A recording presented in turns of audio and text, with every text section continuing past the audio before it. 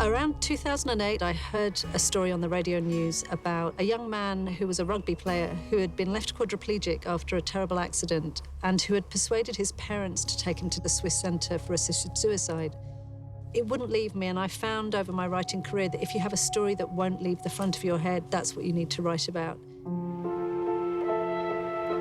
This is her baby. This book changed Jojo's life, and it means the world to her and always has. These characters, the character of Lou in particular, is one that she's carried around for a long time. So it was important to me that we got it right. The reason why I took the job and wanted to do the film was because I felt I understood who these characters were.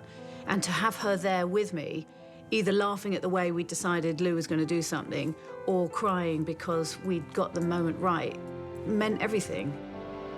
I pitched it to my then publishers, who were not very excited about it as the idea for a book. I wrote it in a year where we didn't have an income. I didn't have a book contract, and I wrote it anyway. My husband supported me. We took it to another publisher who loved it, and luckily for me, it just kind of took off. As soon as it was published, it just seemed to resonate with people. It's 3 years since it was published, and it sold, I think, something like 5 million copies around the world. Lots of people contact me via social media a lot, and they say it gave them a book hangover. They can't let go of the characters and they can't let go of the ideas. But I think those two characters, I knew who they were the moment I started the book, and that very rarely happens. I've written 12, 13 books, and most of the time you discover the character kind of 2/3 the way through and then you go back. It's not always easy. These two people, I wrote one scene, and the conversation they have was so clearly in my head about who those two people were that I could then put them in any single situation and know how they would react to each other. Up until now, I've never had the opportunity to play a character that is so close to myself. Unabashedly, unashamedly klutzy.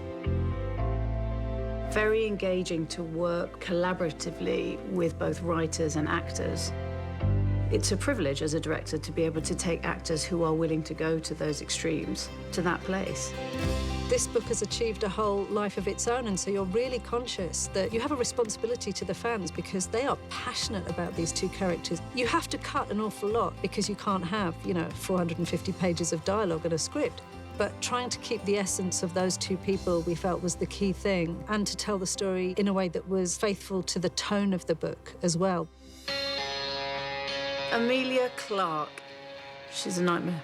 She's difficult, she never turns up on time, she never does anything you ask. She's wayward, she just does it.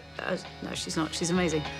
My opinion was sought on the casting, and they showed me some of the auditions. But I have to say, as soon as I saw Emilia, she was the Lou in my head. And it took me a moment because I thought about her other part as, Game of Thrones Khaleesi. I was like, how is that gonna work? She's got such a beautiful arc, and everything that I've played up until this point has been like strong, powerful women. But with Lou, she just had such a sincerity and a charm and a kind of authenticity. Someone who's a bit of an idiot and British, there you go. I remember secretly texting the producer, and I just said, we found her. She was perfect. The most difficult thing was, of course, making sure that the chemistry was there. I wanted somebody who had warmth and charisma and an incredible kindness actually underneath that in order for the journey and his transformation to happen. And with Sam Claflin, we got that.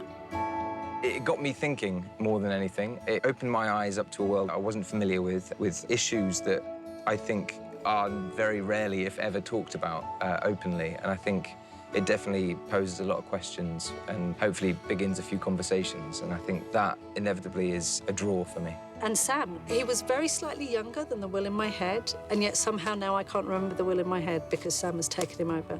It doesn't matter how many times I sit there and repeat it in my head as I'm writing the script. When you hear an actor say it, they bring something completely different to it, and sometimes it's better. The casting process was long and arduous, and we were incredibly careful to try and get the right balance of people throughout the movie, and I'm thrilled with their performances across the board. Janet McTeer is somebody who I've dreamed of working with. People make assumptions on what they see like that. And I think one of the nice things I really liked about the film is that as you go through, you tear off the layers of what people have grown up with, and you see these people just for people. And at the end of the day, my character, who starts out quite scary, she's just a mum. It really does take you somewhere new. It's proved to be difficult at times, but I think we've got through it together. I guess the thing I've decided, having watched what it becomes on screen, is that people are going to get something quite different out of it. They'll get the same story, they'll get the same characters, but like every creative medium, what we do is only 20%. What the audience will get out of it, they bring their own experiences, they bring their own prejudices and hopes and fears. Both in the script and in her book, Jojo managed to find a level where the difficult parts of the story are incredibly accessible. So it's all of these elements that grabbed me to begin with. Very recognisable themes. It's a strangely simple story. There is, of course, a very complicated part to it as well. It was a full package for me, and it was from the first time I read it.